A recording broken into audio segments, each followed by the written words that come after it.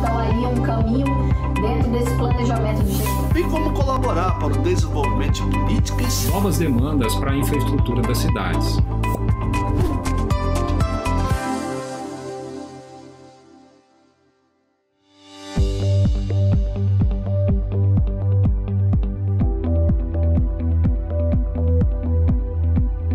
E não conseguem dar vazão aos conflitos. O limite é a revolução ou a ditadura. A crise dessa condição, que é a crise da acomodação, é também crise de legitimidade. Inclusive, a crise da representação entra neste universo, que a pergunta que se põe é: como representar o conflito? O conflito, ele tem uma dinâmica, ele tem uma mobilidade. É difícil prever totalmente, né? Nos termos de Habermas, isso depende do grau e do modo de sua capacidade funcional. Capacidade funcional dos subsistemas, né? De autonomia, por exemplo, dos órgãos, do legislativo, do judiciário, etc. A democracia, independentemente da sua forma, então, pressupõe o conflito e o consenso, a busca do consenso que leva à transformação. E muitas vezes ao aperfeiçoamento. O problema ocorre quando as instituições se enrijecem. No entanto, as democracias atuais, as chamadas democracias de massa, têm enfrentado desafios suplementares. É preciso considerar, antes de mais nada, os sistemas políticos e as suas formas de funcionamento, porque os sistemas políticos mantêm uma relação direta com o desenvolvimento econômico, social e cultural das sociedades. Quer dizer, uma história, pensar abstratamente, como a francesa, que passou por uma revolução, né, no século XVIII, se constituiu ali, né, todo um universo cultural de reconhecimento da cidadania. Posto nesses termos, as democracias de massas, e o Brasil ainda faz parte, elas esbarram na realização de um contexto democrático de substância. Por quê? Igualdade de fato, né? Civil, política, social, porque isso pressupõe oportunidades iguais, embora mantenham a democracia formal, está funcionando, os mecanismos presentes na estruturação das instituições, mas que essa democracia opera no sentido de favorecer grupos e preservar privilégios. As democracias de massas também, elas têm uma outra questão, porque os estados são organismos administrativos e a administração tende a se autonomizar, né, frente à sociedade. O Brasil é um exemplo notável disso. O Brasil é um dos países mais desiguais do mundo, todo mundo sabe, está no 7º lugar da desigualdade. Só tem 6 mais do que nós no mundo. E nós chegamos momentos que nós éramos a 7ª economia do mundo, hoje não somos mais, né? E tínhamos a 7ª desigualdade. Portanto, isso significa o quê? Que é uma baixa incorporação da diversidade, e isso tem como resultado a ausência de uma democracia substancial. Os conflitos ou resultam em autoritarismo, quando não em ditadura, ou em pacto de elites. A tendência é o que o Florestan Fernandes chamou de autocracia, né? Dizendo que a modernização no Brasil produziu, no âmbito político, no seu livro A Revolução Burguesa no Brasil, uma autocracia. Autocracia não quer dizer necessariamente autoritarismo, pode ser democracia e autocracia. Isso quer dizer relação privatista com o poder. O poder vai perdendo o seu caráter social, ou não se constituiu como tendo um caráter social, e ele é ele é apropriado por alguns, como se fosse seu. É um negócio do Estado como um negócio pessoal, familiar, como nós estamos assistindo agora nesse país com tantos problemas, né? Então, é uma relação privatista com o poder, pode ser democracia e autocracia. O modo como se realizou a modernização brasileira é parte disso. Quer dizer, o processo de modernização brasileira, ele não excluiu as forças tradicionais, contrariamente, se aliou às forças tradicionais, já desde o século XIX. Então, a oligarquia ganha força, revive, porque ela se uniu ao polo democrático, ao polo moderno, perdão, e o polo moderno perde força, porque se aliou às forças tradicionais. Então, o processo político brasileiro está todo o tempo nesse embate, né? Nessas alianças, vocês estão vendo, Centrão, etc. Quer dizer, o caráter privatista do Estado e a manutenção de privilégios, no fundo, são avessos à cultura democrática. Instituições em modos democráticos, dessa maneira, têm processos de legitimação débeis, muito débeis, e a existência da democracia é sempre um risco, né? Nós estamos vendo agora nesse episódio lamentável desse senhor chamado Daniel Silveira, e isso chegou aos Estados Unidos nesse evento da invasão do Capitólio, né? Então, a democracia, que sempre foi mais uma promessa do que uma realização no Brasil, com interregnos, né?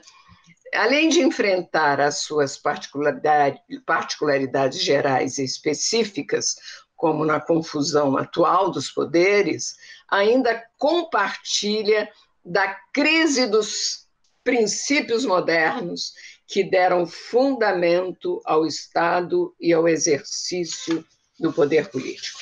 Apenas para fazer uma rápida caracterização, não tenho muito mais tempo. No Brasil, nós vivemos o risco da manutenção da democracia, isso está aparecendo no conflito dos poderes, né? O Supremo, de alguma maneira, tem garantido uma certa racionalidade. O Congresso tende à autorreferência, a olhar os representantes para si próprios e os seus interesses. Além do que, uma representação, muitas vezes, que ela é uma representação muito ad hoc, casual. E o executivo é um governo errático e antidireitos e, no limite, tem uma tendência fascista. A análise é muito complexa, né? Como acontece no Brasil, nós temos acesso ao voto, é uma democracia de massas. A Constituição de 88 garantiu isso, o voto do analfabeto, etc., o que é ótimo, mas isso ocorreu sem cidadania real, sem um processo educativo de base, educação formal. E isso conviveu o quê? Com uma sociedade de massas, com o domínio do sistema de indústria cultural, o fundamentalismo, as fake news e as desigualdades sociais assustadoras, ligados a uma cultura da violência. No entanto, a essas particularidades se aduzem a crise da razão moderna, que não é exclusiva do Brasil, né? A crise da esfera pública. A internet, por exemplo, e as redes sociais, elas explodiram a esfera pública. E as pessoas... Isso está acontecendo com o episódio da vacina. Não adianta o governo dizer que a vacina precisa ser usada, tem gente que diz que se usar vira jacaré. E todo mundo fica dizendo dos efeitos lesivos e danosos da vacina, né? E, finalmente, o condomínio absoluto do mercado. Quais são os princípios da sociedade contemporânea que explodiram o que eu chamei de razão moderna? A valorização da tecnologia como artefato dotado de neutralidade A pura assunção das regras do mercado, esfera na qual funcionariam leis inquestionáveis, né, cujo movimento global, para além das fronteiras nacionais e culturais, é entendido como se fosse natural e desejável, e não histórico e social. Na correlata relação do poder do Estado como instituição social reguladora, elidindo o seu atributo de ser, potencialmente, organismo voltado a dirimir iniquidades, desigualdades e atender demandas alheias ao puro movimento da valorização do capital. Na dominância dos veículos da cultura de massas, que tendem a produzir modos de vida e a difundir concepções homogêneas de mundo. Na prevalência da razão prática, que valoriza os meios em detrimento dos fins, área de atuação de um corpo administrativo que se legitima afirmando a racionalidade das suas decisões, como se isso fosse baseado em critérios exclusivamente técnicos e isentos de juízos de valor, sendo, na verdade, pura manifestação de poder institucional. Na crescente institucionalização dos organismos da sociedade, inclusive nas universidades, que passaram a guiar as suas decisões pelo cálculo seguro, em detrimento do risco inerente à aventura, no caso das universidades, aventura científica, e começa a operar segundo moldes puramente administrativos. Ao mesmo tempo, e segundo moldes puramente mercantis e econômicos. Ao mesmo tempo, no processo de aprofundamento da individuação e de múltiplas identidades presentes na difusão de convicções de que cada pessoa é dona de si e responsável pela construção do seu próprio destino, né? Como se o destino das pessoas numa sociedade não fosse destino coletivo, social. Na compreensão de que os indivíduos são responsáveis exclusivamente pelos seus insucessos ou pelos seus sucessos, remetendo possíveis fracassos para a seara do erro, quando não da incapacidade pessoal, concepção cristalizada na valorização de personalidades ditas inovadoras e empreendedoras. No consequente paradoxo que alia personalidades autônomas e autorreferidas com a difícil tarefa das pessoas se assenhorarem da própria trajetória, manifesta na expansão dos diversos tratamentos terapêuticos e nas expressões variadas de crenças. No enfraquecimento das formas de representação, sobretudo de cunho político, redundando na flagrante judicialização da existência, e, ao mesmo tempo, no enfraquecimento da esfera pública, com consequente embaralhamento entre os universos públicos e privados. No predomínio da comunicação mediada, cuja expressão mais aguda são as redes sociais, com seu arsenal potencialmente disruptivo, especialmente na propagação de saberes e conhecimentos de senso comum que atingem o limite com as fake news, fonte onde governos antidemocráticos têm bebido e com a resultante anatematização do pensamento crítico e discordante.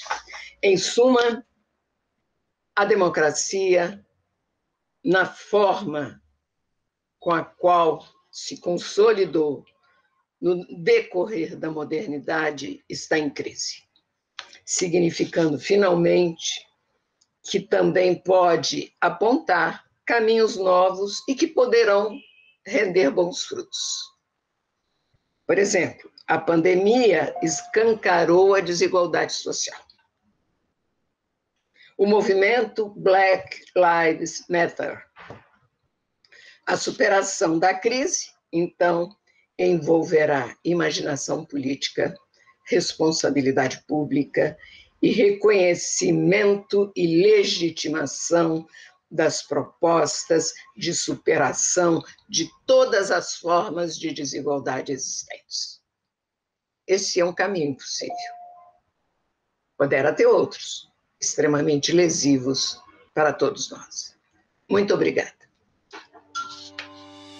Professora Maria Arminda, foi um prazer muito grande ter a senhora aqui hoje nessa aula mais do que especial e que certamente vai inspirar não só os nossos alunos da universidade, mas todas as pessoas que vão ter acesso a essa série no YouTube. Todo e qualquer cidadão brasileiro que vai aprender muito sobre a organização social e política do nosso país. Muito obrigada e até uma próxima oportunidade. Eu agradeço muito a você, professora Ana Carla, a EACHE e a todos vocês. Obrigadíssima, foi uma honra ter estado hoje com vocês.